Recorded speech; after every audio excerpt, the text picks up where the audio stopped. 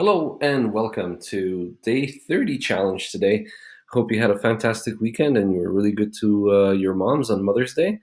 Today's sentence is a two-part sentence, and just like always, we will be dividing it out into sections based on our punctuation. So we got comma here, we got a period over here, and that's it. Okay, so just through this, we can tell that the sentences are pretty long, which kind of you may be thinking, my goodness, complex sentences. But at the end of the day, remember, complex sentences begin with some type of adverb indicating a clause.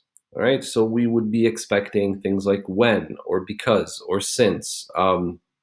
Those are all clauses, and that's what makes them complex sentences. In this case, we don't see that. I mean, we see 5 years ago.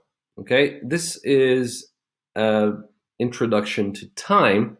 However, it is not an adverb. It just tells you when something happens. And notice that it is at the beginning of our sentence and it's followed by a comma.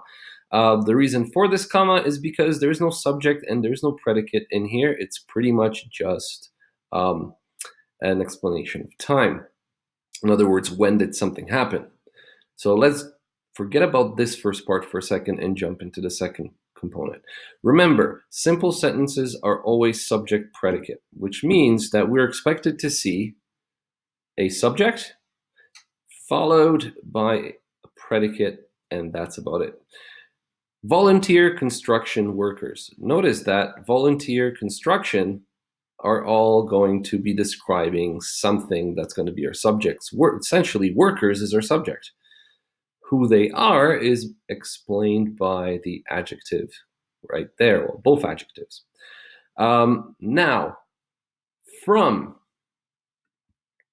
our preposition, abnegation, object of the preposition.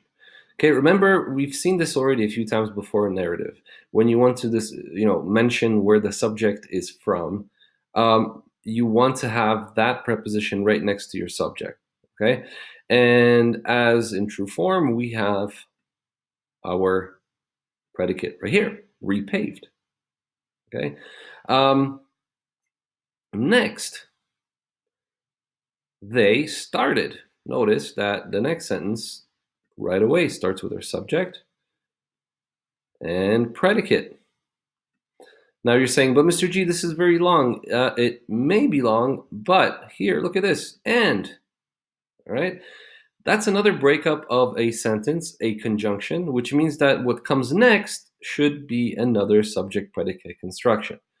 What gives me a clue that we don't have to, that there's no subject here, is that there is no comma following city. Remember that pesky Oxford comma? Inserted only when you have a subject being expressed after end.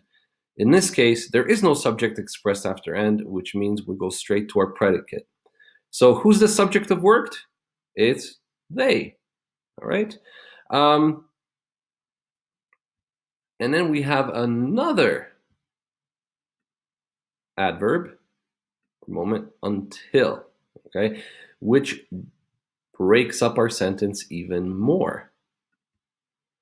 And we got they, subject,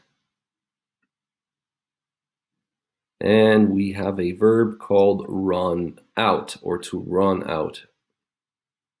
Okay, this verb is another verb that's dependent on a preposition. Okay, out of is a preposition. Okay, but it's put together because it's going to take a direct object. Typically, running does not take direct objects because it's a verb of motion, but in this case, running out of something is not a verb of motion. English is kind of weird, right? It has a lot of different what we call irregular verbs. In other words, verbs that you expect to mean something, but they mean something else because they are modified by these prepositions. Okay, now that we've got our subject and predicate, let's look at all of the rest. So the easiest thing to find is the direct object. So in other words, workers repaved. What did they repave? Okay, Now, you might want to circle roads, but they're actually not. They repaved some, okay? Notice that some is still not a noun. However, if I take of the here away from here, we just have some roads. Okay, this is known as a partitive genitive or a partitive possessive, okay? Showing that it's a part. There are, of all the roads, only some were repaved, essentially, is what this preposition is saying. Okay? So this is still technically a possessive. What possesses the some? The roads. Okay, so of all the roads, the workers from abnegation repaved some of them. Okay, and when did they do that? 5 years ago. Notice that I said when did they do that? The answer to that question is an adverb. 5 years ago. So this entire thing is an adverb modifying the verb repaved. Okay. Next, they started. Now, you could say started a project. This can take a direct object, but pay attention to what comes after it, and it's a preposition in. Okay, in what? Now again, you could say the city, but just like in our previous example, of the is a partitive genitive, or in this case, it takes possession of a portion or a section of something as a whole. So middle is just a portion of the entire city. Okay.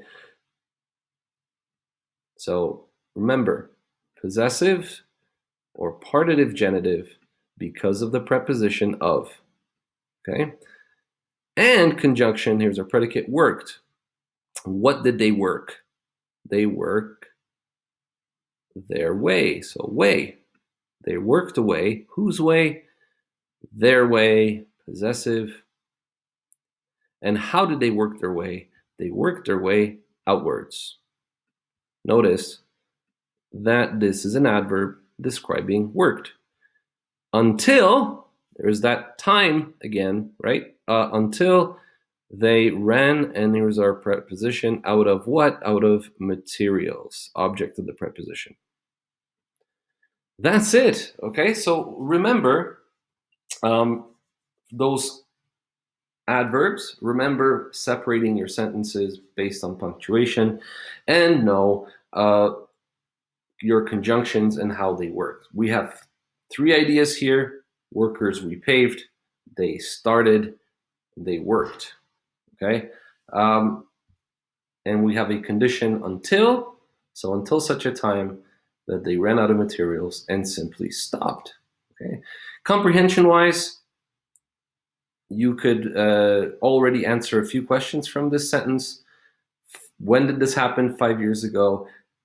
Can you provide an explanation why they stopped repaving the roads, or they only repaved some of the roads? The answer is they ran out of materials, so they only repaved some of the roads. And notice how easy it is for me to look into those answers, because in my mind, every single one of these words has been put in there for a reason. There's a specific function to them, and therefore my comprehension really increases.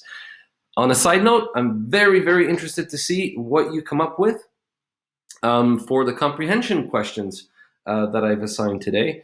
If you're going to read, it's a very small paragraph, and take what you're learning here, apply it to the comprehension, and see if it is actually helpful. I think it will be. Last but not least, we are going to do our verbs, and we are done. So again, workers repaved. How many workers? There are many workers, so third plural. And is it present, past, or future? Repaved. When? 5 years ago, a specific moment in time. We don't know how long it took them, so it's imperfect because they did it once 5 years ago. It's simple because they repaved it, and it's indicative because it's true. They started. Again, they, the same thing. Third person plural. Imperfect, simple, indicative, and I can just put it 2 times beside that. And then worked is exactly the same way they worked. So 3 times the same clause, the same tense. And notice we got an imperfect this time. We are not worried about a present. I'll explain why in a minute. And they ran out, again, the same thing. Third person, plural, imperfect, simple, indicative.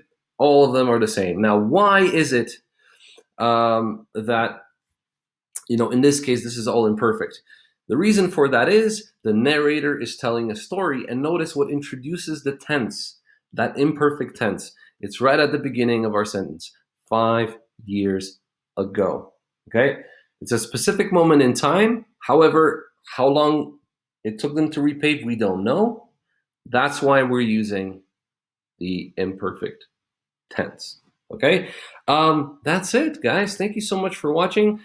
Take care, and I will see you all tomorrow. Don't forget, if you need help with your paragraphs and your essay, I am available on Google Meet from 10 to 12. Happy to help you guys. And you've so far provided me with some excellent and amazing essays. Very proud of you guys. Take care, and see you tomorrow. Bye.